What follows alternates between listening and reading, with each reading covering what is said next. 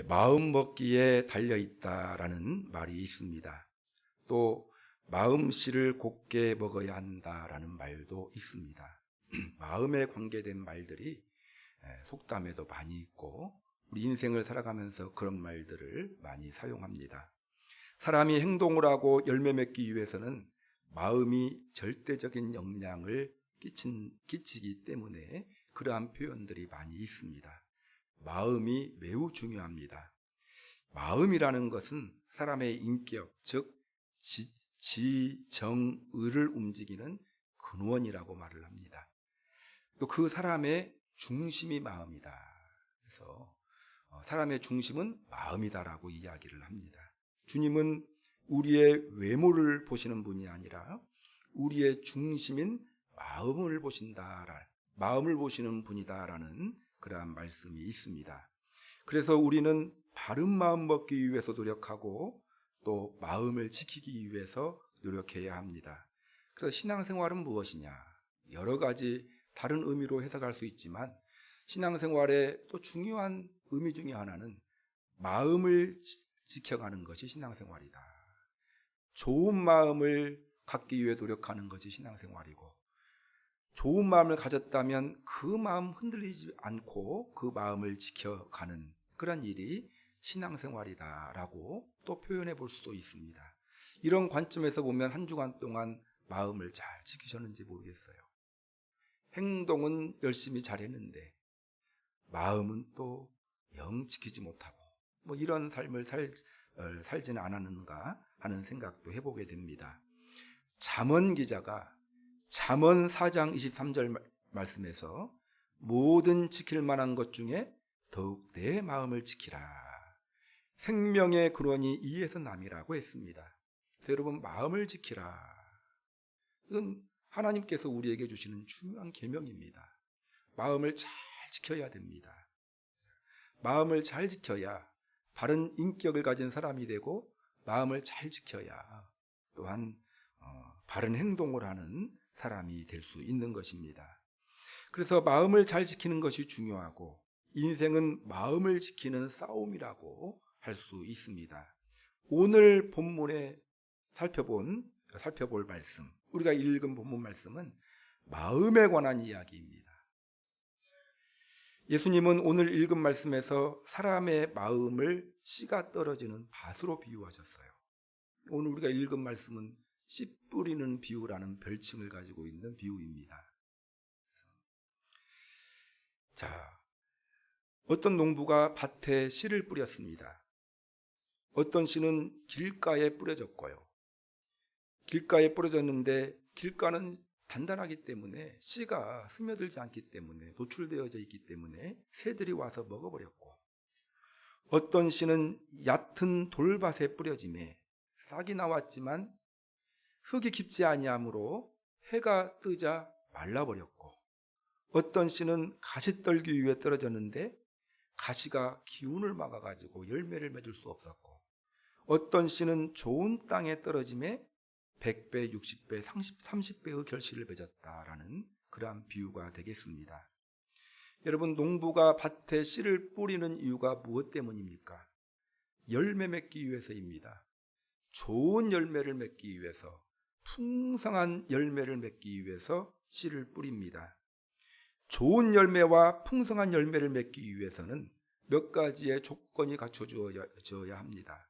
가장 중요한 조건이 씨가 좋아야 됩니다. 씨가 죽은 씨이거나 좋지 못한 씨이면 좋은 열매를 맺을 수가 없습니다. 씨가 좋아야 하고, 그리고 또한 밭이 좋아야, 땅이 좋아야 합니다.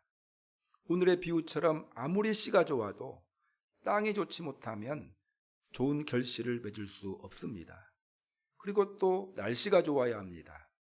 적절한 기온과 일사량과 비가 내려야, 또 적절할 때 비가 내려줘야 풍성한 결실을 맺을 수가 있습니다. 주님은 우리가 인생 살아가면서 우리 인생에서 좋은 열매를 맺기를 바라시고 풍성한 열매를 맺기를 원하십니다. 성경 곳곳에 나와 있는 기류예요. 주님의 표현입니다.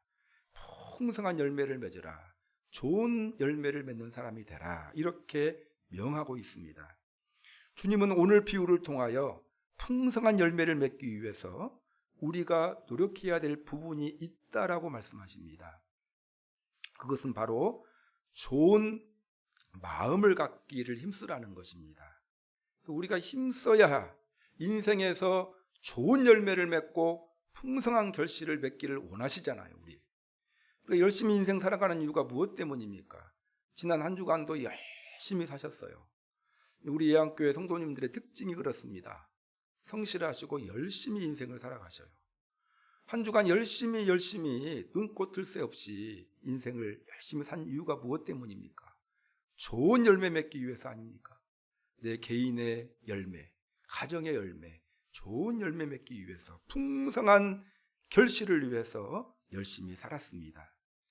그래서 여러분, 풍성한 결실을 맺으면 우리도 좋은 것입니다. 주님도 좋고 우리도 좋고. 근데 주님께서는 그 열매를 맺기 위해서는 좋은 마음 갖기를 힘쓰라는 것입니다. 오늘 비유에서 씨가 뿌려졌는데 이 씨는 하나님의 말씀이다라고 표현되어져 있어요. 자, 오늘 우리 1절에서 9절 말씀을 읽었는데 이 1절에서 9절 말씀에 대한 해석이 18절부터 23절 말씀까지 나와 있어요. 오늘 예수님이 해석을 해줘요. 씨 뿌리는 비유는요, 예수님이 비유로 설명을 해놓고 예수님이 또한 해석을 해주시고 있기 때문에 이해하기가 쉽습니다. 자, 이제 씨가 뿌려졌는데 그 씨는 무엇이라고요? 하나님의 말씀이다 라는 거예요. 뒤에 보면 나와 있어요. 자, 근데 여러분, 이 말씀은 씨라고 했잖아요. 좋은 열매를 맺으려면 가장 먼저 씨가 좋아야 된다고 했는데 이 씨는 이미 좋아요. 하나님의 말씀이기 때문에. 지난주에 우리가 하나님의 말씀을 생각해 봤잖아요. 하나님의 말씀은 능력이 있다라고 말씀드렸잖아요. 바울이 디모데에게 성경을 가르치기를 힘쓰라, 성경을 가까이 하라. 이 성경은 말씀이잖아요. 말씀에는 능력이 있기 때문에. 저 어떠한 능력이 있다고 했습니까? 구원에 이르게 하는 지혜를 주는 능력이 있고, 사람을 온전하게 하는 능력이 있고, 선한 일을 행할 능력을 갖추게 하는 그러한 능력이 있다. 말씀은 능력이 있어요. 여기서 뿌려진 씨는 이미 좋은 씨입니다. 중요한 것은 뭐예요? 두 가지 남았어요. 이제 밭하고 날씨하고 좋은 열매를 맺기 위해서는 이 두 가지가 남았습니다. 그런데 여러분, 날씨는요 우리 영역이 아니에요. 농부의 소관이 아닙니다. 날씨 어떻게 해볼 수가 없어요. 농부가 할 수 있는 일은 무엇입니까? 밭은 농부의 소관이에요. 좋은 땅을 갖추는, 기경하고 좋은 땅 만드는 것은 농부가 할 수 있는 일인데 그 사람이 할 수 있는 일을 주님께서 이야기하시는 거예요. 좋은 씨와 또한 날씨는 하나님의 소관입니다. 주님께서는 하나님의 소관에 신경 쓰지 말고 너희들은 좋은 땅 만들기 위해 노력하라. 오늘 본문 말씀을 통해서 우리에게 말씀하십니다. 그래서 오늘 씨 뿌리는 비유의 핵심은요, 씨가 아니에요. 뿌리는 사람도 아니고요. 바로 밭이 오늘 말씀의 포인트가 되겠습니다. 그래서 밭은 무엇입니까? 마음이에요. 말씀을 씨 뿌림을 받은 밭은 말씀을 받는 사람의 마음이에요. 좋은 열매를 맺는 비결은 좋은 마음을 가지면 30배, 60배, 100배의 결실을 맺는다라고 주님께서 오늘 본문에서 단언하고 있습니다. 씨가 좋느냐, 좋냐 이런 것들을 우리가 신경 쓸 우리의 소관이 아니고, 날씨가 우리가 신경 써야 될 일이 아니고, 얼마나 은혜 받기 합당한 마음, 좋은 마음을 가지고 있느냐, 열매 맺기에 합당한 마음을 갖느냐, 이것이 우리가 신경 써야 될 바다라는 것입니다. 자, 8절을 한번 읽어보겠습니다. 시작. 더러는 좋은 땅에 떨어짐에 어떤 것은 100배, 어떤 것은 60배, 어떤 것은 30배의 결실을 하였느니라. 쉽게 말하면 뭐예요? 좋은 땅을 갖추라는 거예요. 좋은 땅을 가지라.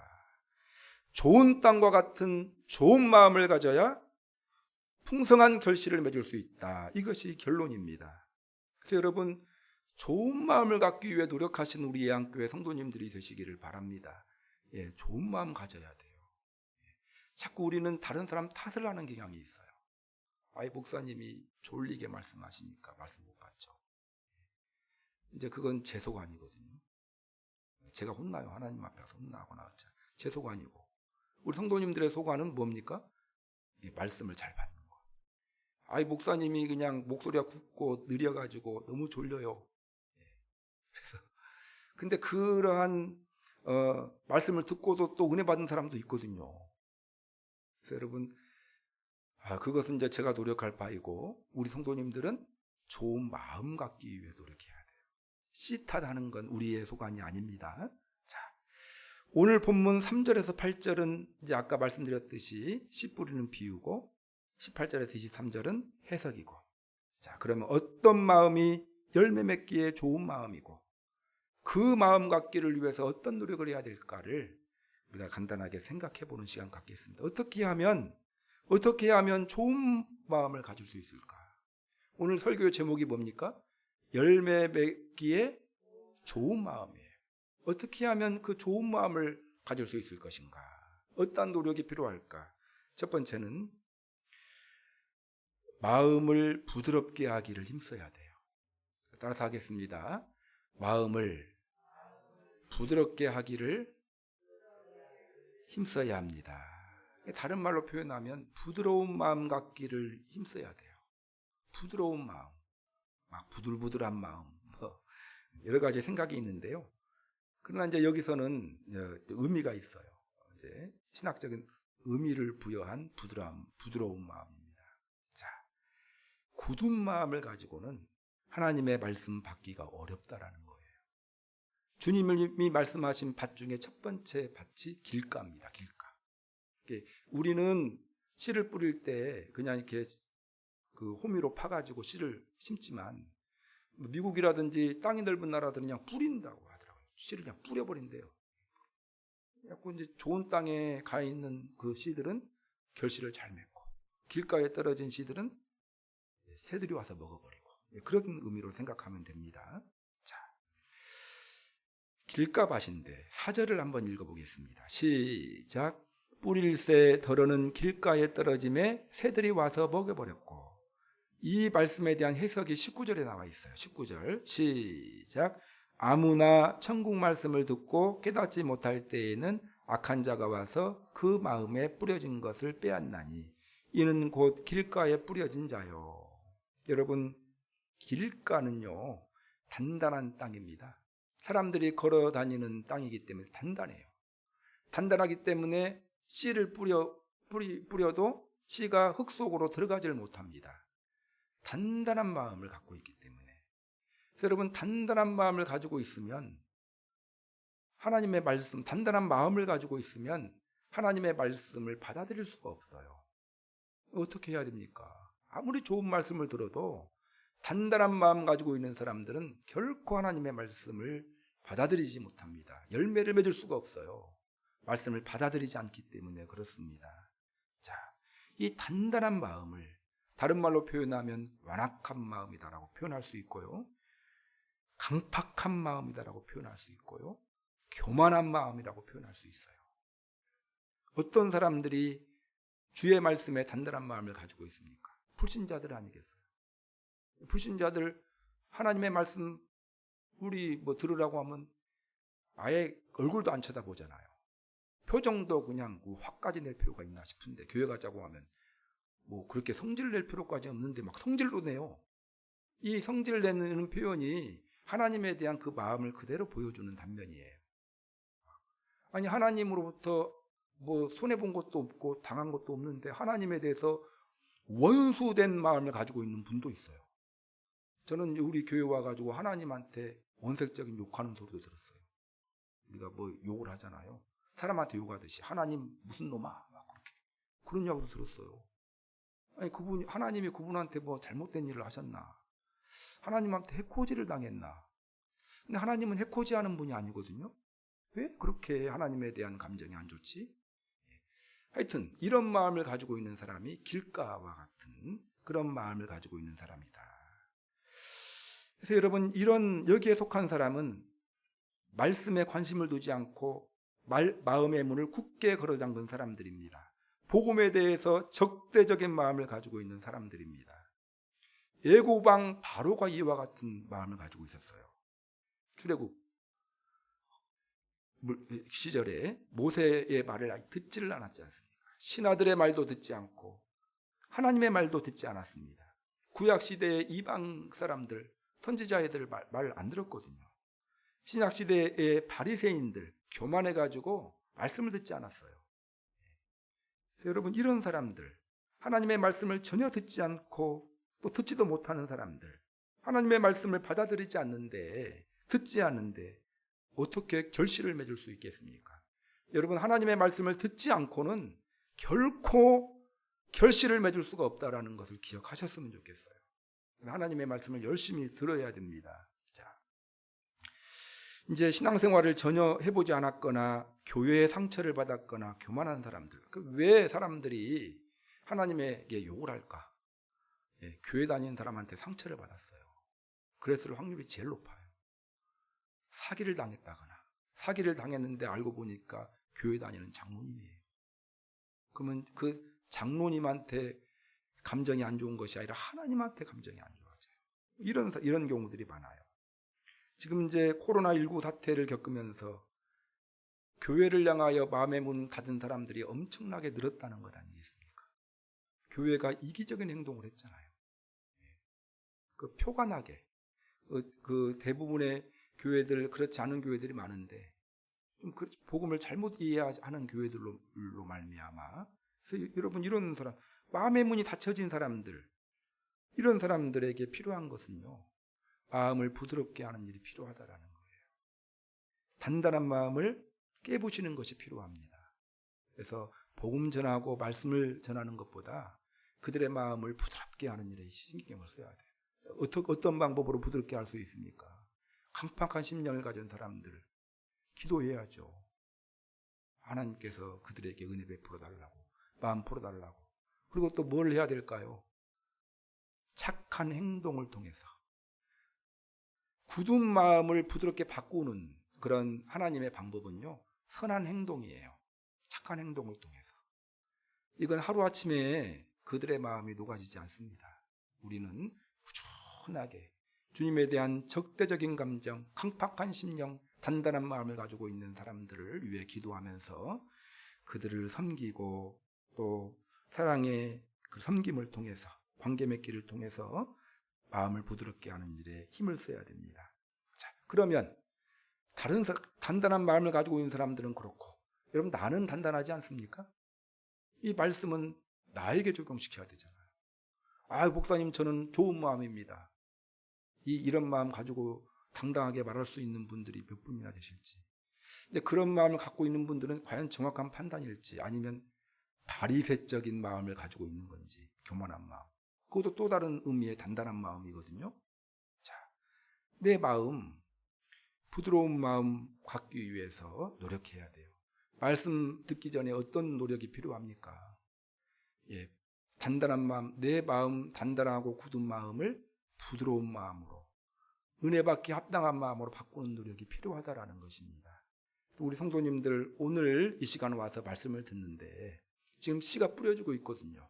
우리 성도님들의 마음에. 자, 내 마음, 은혜 받기 합당한 마음이 되고 풍성한 결실을 위해서는 어떤 마음이 되어야 돼요? 굳은 마음을 부드러운 마음으로 바꿔줘야 합니다. 자, 굳은 마음을 부드러운 마음으로 바꿔주려면 어떤 노력이 필요할까요? 우리 성도님들, 몸하고 영은 같이 가는 거예요. 저는 그렇게 생각을 합니다. 특별한 경우에는 잠을 안 자도 성령 충만할 수도 있고 막 그런데요, 대부분은 잠을 안 자면 성령 충만하기가 힘들어요. 몸하고 육은 같이 가기 때문에 그렇습니다. 그래서 여러분, 은혜 받으려면 뭐 해야 될까요? 토요일 저녁에 잠을 일찍 주무셔야 돼요. 밤을 꼬박 새놓고, 목사님, 왜 저는 은혜를 못 받습니까? 그러면 밤을 꼬박 새놓고 은혜 받으면 은혜 받는 것이 이상한 거예요. 안 그렇습니까? 밤을 새는데 안 졸리면 그 문제가 있는 것 아니에요? 토요일 저녁은 좀 일찍 주무셨으면 좋겠어요. 예배가 11시인데 토요일 안에만 주무셔도 괜찮아요. 일찍 주무심으로 밝은 정신 갖기를 힘쓰셨으면 좋겠습니다. 몸이 피곤하지 않고 건강해야 마음도 편안해지는 겁니다. 그런 노력들이 있기를 바랍니다. 최소한 주일 예배만큼은 그런 노력이 필요하다 이렇게 생각을 합니다. 또 말씀 듣기 전에 좀 일찍 나와야 돼요. 일찍 한 20분 전. 우리는 교회는 15분 전에 항상 찬양을 하기 때문에 20분 전에 나와가지고 앉아서 뭘 하면 좋을까요? 여러분 회개 기도도 하고 이런 이 죄를 문제 해결하지 않고 은혜 받기가 힘들거든요. 아이스 브레이크 마음 여는 시간을 가져야 된다는 것입니다. 또한 찬양을 통해서 열심히 찬양함을 통해서 마음의 문을 열고 또 말씀 들을 때 어떤 마음으로 말씀 듣는 거 좋을까요? 기쁨으로 받으나 뒤에 보면 표현이 있거든요. 말씀을 억지로 인색함으로 듣는 것보다 기쁘게 들었으면 좋겠습니다. 그리고 또 말씀 들을 때 어떻게 받으면 좋을까요? 아멘 하면서 하나님의 말씀을 받으면 유익이 돼요. 여러분 하나님의 말씀은 우리에게 약이 됩니다. 잠언 기자도 그러고 시편 기자도 그러고 하나님의 말씀은 꿀송 꿀고 같다라는 표현이 많이 있거든요. 우리에게 약이 됩니다. 하나님의 말씀은 영적으로 건강하게 하거든요. 지난주에 살펴봤습니다. 굳은 마음을 부드러운 마음으로 바꾸시기를 힘쓰시는 우리 성도님들이 되시기 바랍니다. 그래서 여러분 좋은 마음 가지려면 어떤 노력이 첫 번째 필요하다고요? 마음을 부드럽게 하기를 힘써야 된다라는 거예요. 두 번째는 말씀을 오래 간직하기를 힘써야 합니다. 따라서 하겠습니다. 말씀을 오래 간직하기를 힘써야 합니다. 말씀을 오랫동안 간직하려고 노력해야 돼요. 자, 5절 6절을 한번 읽어보겠습니다. 시작. 더러는 흙이 얕은 돌밭에 떨어짐에 흙이 깊지 아니하므로 곧 싹이 나오나 해가 돋은 후에 타서 뿌리가 없으므로 말랐고. 상상이 되시죠? 어떤 씨는 어디에 뿌렸어요? 얕은 돌밭에 뿌려진 씨가 있다라는 거예요. 자, 근데 이제 20절 21절의 말씀에 보면은 이 내용을 설명을 해주고 있어요. 자, 20절 21절 조금 번거롭더라도 읽으셨으면 좋겠습니다. 20절 21절 시작. 돌밭에 뿌려졌다라는 것은 말씀을 듣고 즉시 기쁨으로 받되 그 속에 뿌리가 없어 잠시 견디다가 말씀으로 말미암아 환난이나 박해가 일어날 때에는 곧 넘어지는 자요. 두 번째 말씀하신 밭이 얕은 돌밭이에요. 언뜻 보기에는 좋은 땅처럼 보여요. 돌이 숨겨져 있기 때문에. 겉으로는 흙이에요. 근데 밑으로 조금만 가면 다 돌이에요. 속에. 자, 그래서 겉으로 볼 때는 좋은 땅같이 보이지만 씨를 뿌리고 난 후에 싹이 조금 나와요. 싹은 뿌리가 작기 때문에 싹은 나올 수 있어요. 그런데 뿌리를 깊이 내리지 못하기 때문에 해가 아주 강하게 내렸자면 타서 말라버립니다.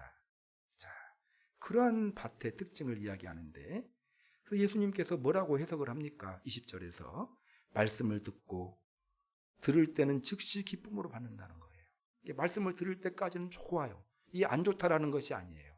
말씀을 들을 때는 바람직해요. 아멘하고 기쁨으로 말씀을 받는다는 거예요. 이것은 우리가 배워야 됩니다. 근데 거기까지로 끝나버려요. 그걸로 끝나버립니다. 해가 돋은 후에 타서 뿌리가 없으므로 말랐고, 해가 돋은 후에 뿌리가 말라버렸다는 건데 그 의미가 무엇이냐면 이 해라는 것은 환난과 박해라고 표현하고 있어요. 21절에서. 그러니까 환난과 박해가 오면 그냥 넘어져 버린다라는 거예요. 여러분. 왜? 뿌리를 깊이 내리고 있지 못하기 때문에. 말씀을 받았는데 잊어버렸어요. 그래서 제가 이런 말을 많이 표현해가지고 우리 성도님들도 이제 사모님을 통해서 목사님이 그런 말 좀 안 했으면 좋겠다고 제가 그 이야기도 많이 들었거든요. 말씀 들을 때는 아멘하고 잘하는데 문 밖에 나가면서 반납하지 말라고 소리 많이 했죠. 얕은 돌밭이. 나가면서 반납해요. 그러니 열매를 맺을 수 있습니까? 없어요. 말씀을 잘 받았는데 나가면서 다 반납해버려요. 얇은 돌밭과 같은 그런 밭의 특징입니다. 자, 여러분, 말씀을 오래 간직하는 일이 중요해요. 말씀을 오래 품어야 씨가 뿌리를 내립니다. 튼튼하게. 오래 간직하는 것이 중요해요. 돌밭은 말씀은 잘 받는데 금방 잊어버리는 밭이 돌밭입니다. 우리 양교회 성도님들 말씀을 오래 간직하기 위해 노력하시기 바랍니다. 자, 이러기 위해서는 어떤 노력이 필요할까요? 제가 여러 번 말씀드린 거 있어요. 말씀 드릴 때 적으면서 말씀을 드리는 거 제일 좋아요. 말씀을 그냥 듣고 끝내는 사람보다 기록한 사람은요, 더 오래 간직하게 되어져 있어요. 기억에 남게 되어져 있습니다. 그래서 이제 그런 노력을 하셨으면, 제가 판단은 하지 않겠어요. 다음 주에도 안 적네? 그러면서 뭐라고 하지는 않겠어요. 근데 그런 노력을 좀 해보셨으면 좋겠어요. 이렇게. 근데 요즘에는 이제 주보 사이에 다 이걸 드리잖아요. 셀 모임 하는 이거. 말씀 핵심이 나와 있기 때문에 여기 핵심 뼈대만 딱 적으면 돼요. 1, 2, 3, 4 이것만 딱 적어놓으면 말씀들이 핵심이 딱 기억에 남으니까 메모하는 것은 굉장히 중요합니다. 어떤 성령 사역 하시는 분들은 이걸 또 부정하시는 분이 있는데 저는 절대 동의하지 않습니다. 오래 간직해요. 우리는 로봇가 아니에요. 우리는 컴퓨터가 아닙니다. 자유의지를 가진 인간이거든요. 그래서 이렇게 쭉 한번 적어보시거나, 어떤 분들은 또 설교 노트를 가지고 계신 분이 있어요. 연초에 나눠드린 다이어리에다가 설교 이렇게 제목을 쭉 적으신 분도 있어요. 아주 좋은 습관입니다. 그래서 적어보려고 노력했으면 좋겠어요. 그리고 또 적은 것을 한 수요일이나 이때 한번 살짝 읽어보는데 한 1분도 안 걸려요. 그럼 다 생각나요. 한번 살짝 읽어보는 것하고 읽어보지 않는 것은 차이가 납니다. 기억하는, 되새기기 위한 노력이에요. 또 어떤 노력이 있을까요? 또한 이제 셀 모임, 우리 여자 성도님들 같은 경우는 셀 모임이 있잖아요. 셀 모임을 나누게 되면 되새기는 효과가 있고요. 또 더 말씀을 풍성하게 이해하는 효과가 있어요. 셀 모임도 참석하시면 너무너무 좋습니다. 재미있느냐 없느냐는 제가 모르겠고요. 나한테 약이 됩니다. 그 다음에 요즘에는 또 이제 코로나 때문에 유튜브 영상 제작을 하잖아요. 지금은 이제 영상으로 예배드리고 있는 분이 몇 분 계실 거라고 저는 생각을 합니다. 우리 장권사님도 예배드리시고, 오늘 이제 배집사님도 안 보이시는데 예배드리실 것 같아요. 이제 그래서 여러분들이 이제 영상으로 예배를 드리거든요. 그러면 또 그 홈페이지에 있거든요. 그러면 이제 한 번씩 들어보시면 좋아요. 재미는 없는데 들어보시면은 기억이 납니다. 그리고 또 언제 들어보라고 했어요? 잠 안 올 때 한번 들어보시라고 해서 잠 안 올 때 들어보시면 잠이 잘 온다고 말씀드렸어요. 하여튼 말씀을 한번 계속 되뇌이는 노력이 필요하다라는 것입니다. 자, 그 다음에 이제 뭐 성경 공부도 하면 좋고요. 그리고 이제 이번 주부터는 지금 요즘에 코로나 때문에 성도님들이 각 교회에서 성경을 적는 일들, 필사들을 많이들 하거든요. 그래서 우리 교회 성도님들에게도 그런 기회를 좀 드리려고 준비했어요. 노트거든요, 이것이. 구약까지 적으면 너무 시간이 걸리니까 신약 하실 분들은 하셔서, 다 적으신 분들에게는 아주 제일 큰 선물을 하나씩 준비해가지고 드리려고 성경 필사 노트를 준비했습니다.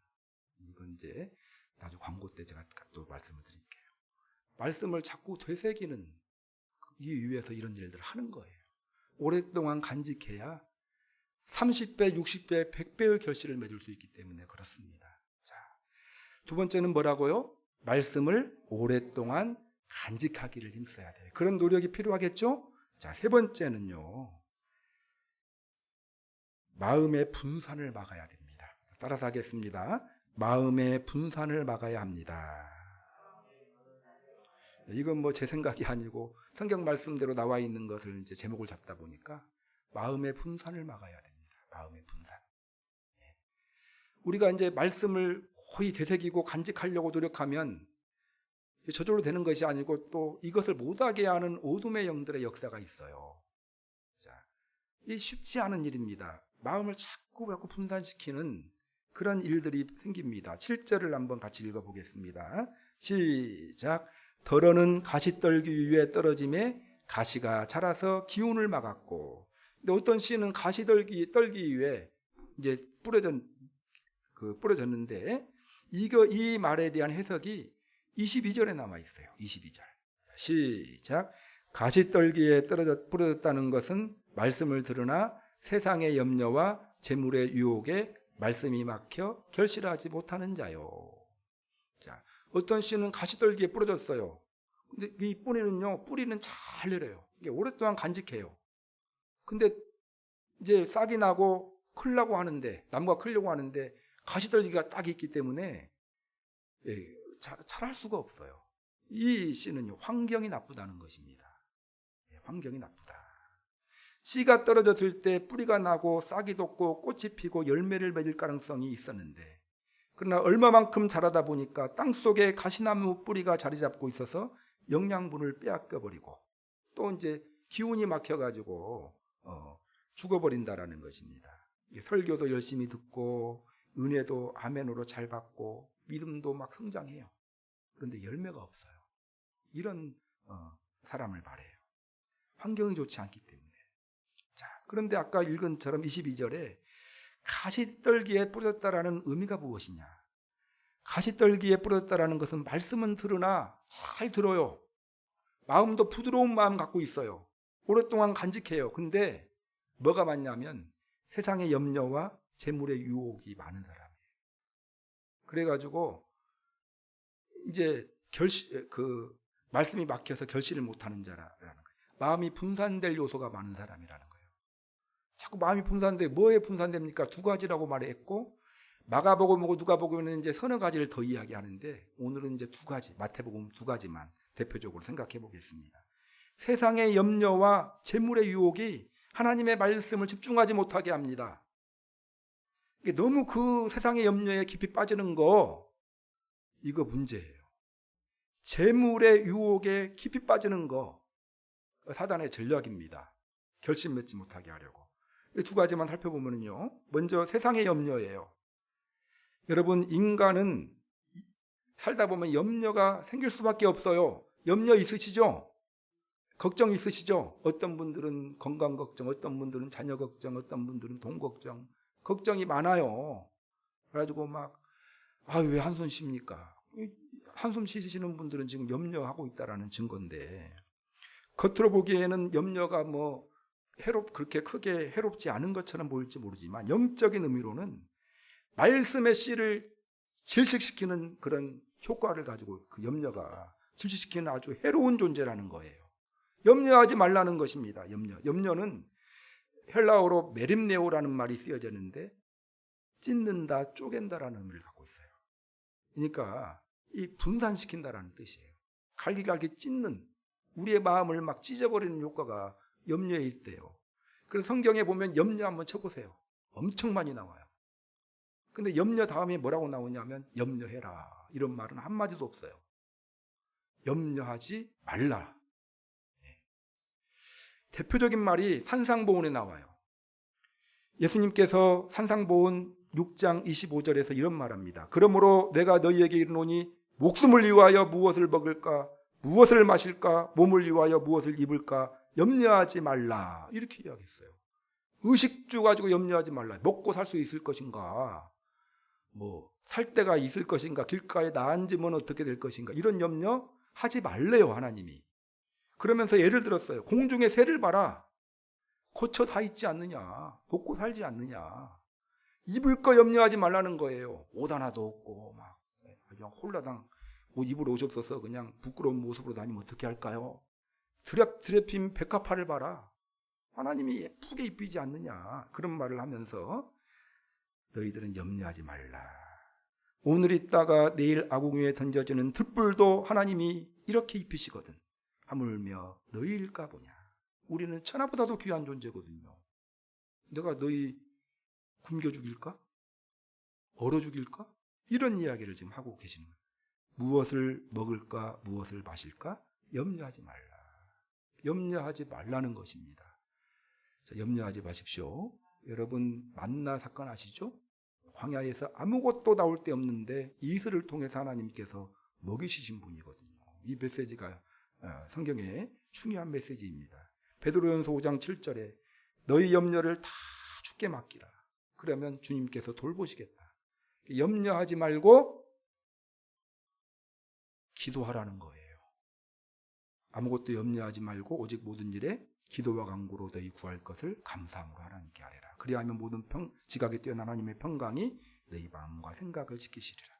자, 여러분 염려를 지나치게 하면 가시떨기 마음을 가지고 있는 자예요. 염려로 마음의 분산을 막는 실수를 범하지 말고 기도로 염려의 문제를 해결해가는 여러분들이 되시기를 바랍니다. 예.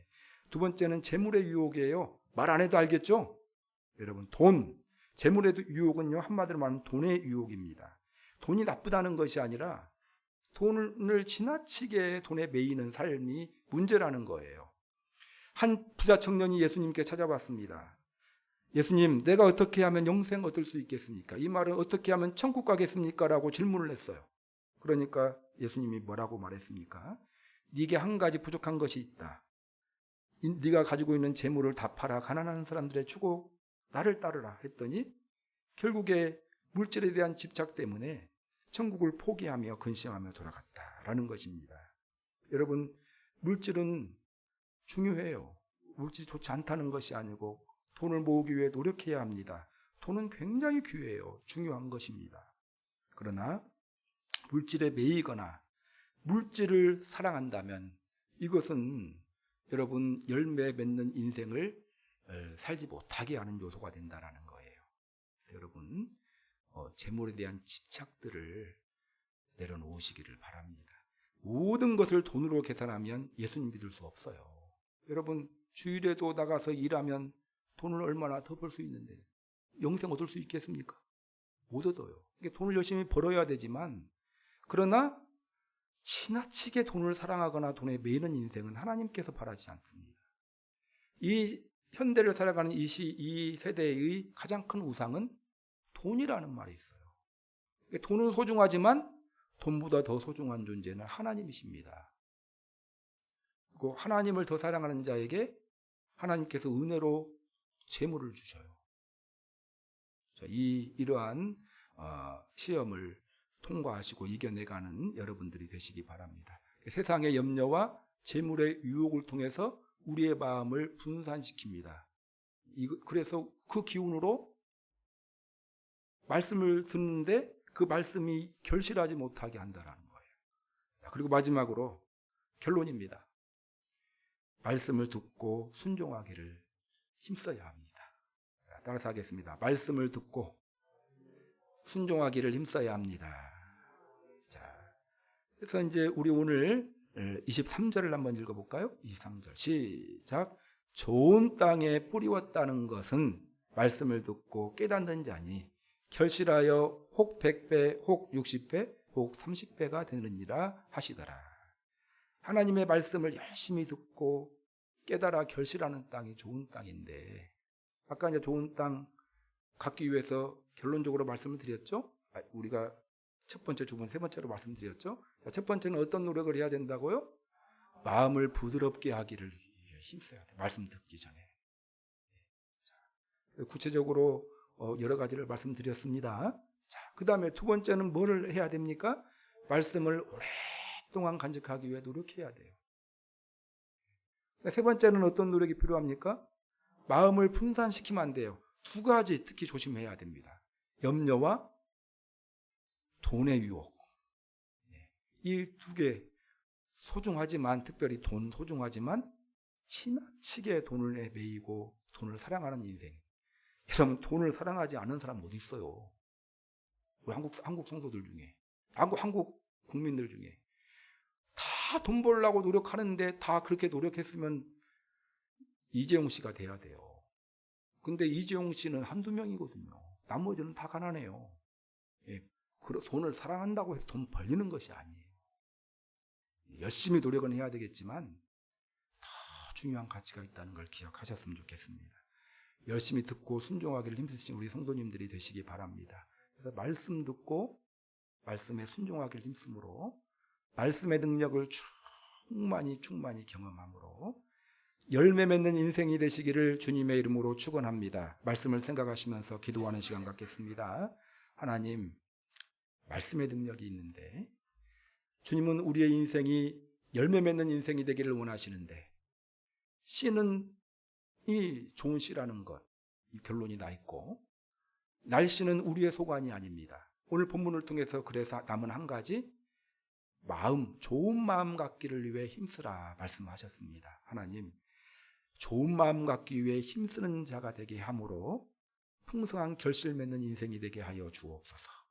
마음을 부드럽게 하기를 힘쓰고 말씀을 오래 간직하기를 힘쓰고 마음의 분산을 막는 염려와 재물에 대한 재물의 유혹으로부터 나 자신을 잘 지키고 말씀 듣고 순종하기를 힘쓰는 인생이 되게 하여 주옵소서. 기도하는 시간 갖겠습니다. 찬양받기 합당하신 살아계신 하나님 아버지,